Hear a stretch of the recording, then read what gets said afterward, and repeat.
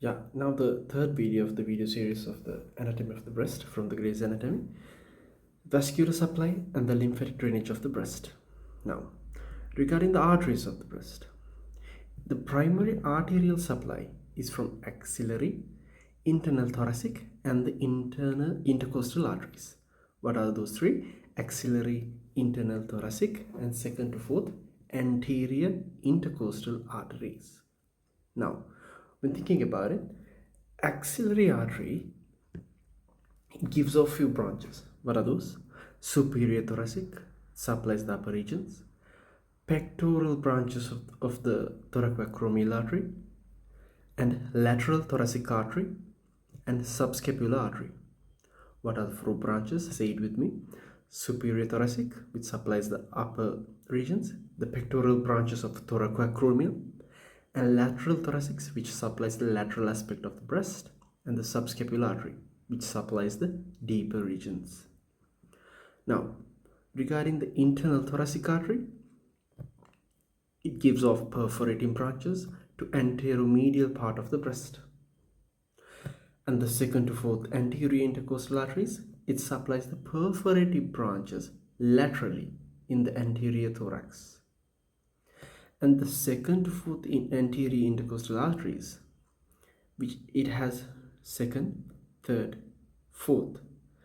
The second perforating artery is the largest one, and it supplies the breast region, nipple, areola, and adjacent breast tissue. Now, to recap everything regarding the arterial supply of the breast, there's axillary, internal thoracic, second to fourth, anterior intercostal arteries.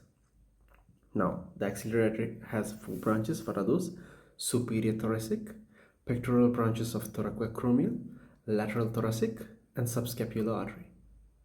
The internal thoracic artery gives off perforating branches. Second to fourth anterior intercostal arteries, it supplies perforating branches, and the second perforating artery is the largest one, and it supplies the breast, nipple, areola, and adjacent breast tissue.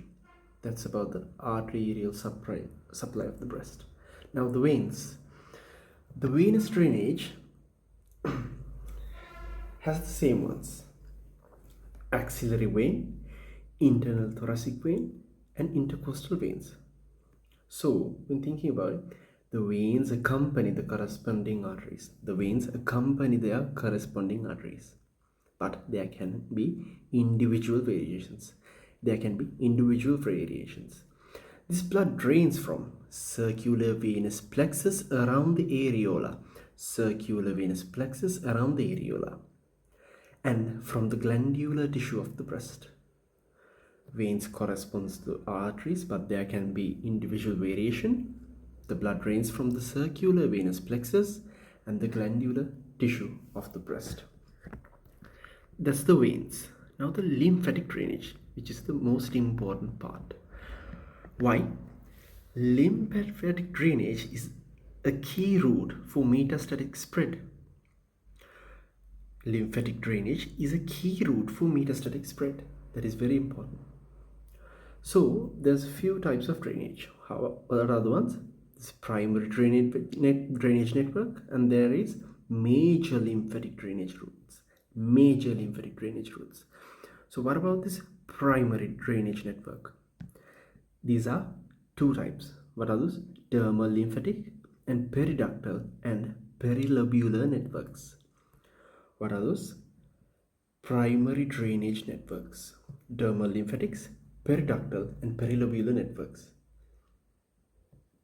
The dermal lymphatic network is the dominant lymphatic flow. It doesn't have any valves. Because of that, if there's any lymphatic blockage, it may cause it in reverse flow. How? The tumors may block it and may cause reverse flow. And the lymphatic flow parallels major venous tributaries. The dermal lymphatic network, which is a primary drainage network, has no valves, parallels to major venous tributaries, and it is the dominant one. Now, what about periductal and perilobular networks? It has extensive branching, and it drains to regional areas, the regional lymph nodes. It doesn't flow parallel to major venous tributaries. That's important. Now the next part, the major lymphatic drainage routes. So what are those? Axillary group of lymph nodes. 75% of breast lymph drains here. 75% of the breast lymph drains here. And it drains either directly via the retroareolar lymphatic plexus. Axillary group of lymph nodes, 75% drains here directly or via the retroareolar lymphatic plexus. Then lymphatics penetrate the pectoralis major to join deeper lymphatic channels. Again, penetration of pectoralis major. How? Lymphatics penetrate pectoralis major muscle to join deeper lymphatic channels. These drain along vascular channels, terminating in the subclavicular lymph nodes. Again, some lymphatics, they penetrate pectoralis major muscle and join to deeper lymphatic channels. And they drain along the vascular channels and they stop at subclavicular lymph nodes above. And what about the left breast? What about the left breast? Lymph ultimately drain into the thoracic duct and then into the left subclavian vein. Left breast to left subclavian vein via the thoracic duct. What about the right breast and the medial side of the right breast? Now those 2 points. The right breast, the lymph drains into the right subclavian vein. Left breast, left subclavian vein. Right breast, right subclavian vein. This right subclavian vein at its junction with the internal jugular vein. The lymph drains into the right subclavian vein at its junction with the internal jugular vein. What about the medial side of the right breast? The medial side. And the medial side drains towards the internal thoracic lymph nodes. The medial side drains towards the internal thoracic lymph nodes. Then, the next point of the medial side of the right breast, and also it can goes to superior and inferior epigastric lymphatics. Superior and inferior epigastric lymphatics, and it goes to the groin. So 2 types of drainage exist in the right breast. The right side goes to the right subclavian vein. Medial side goes to the internal thoracic nodes or to superior and inferior epigastric lymphatics. And there are also connecting lymphatics across the midlines. So allows the access to the opposite axilla. What's the important point in this? Why? Because the metastatic spread can be towards the opposite axilla.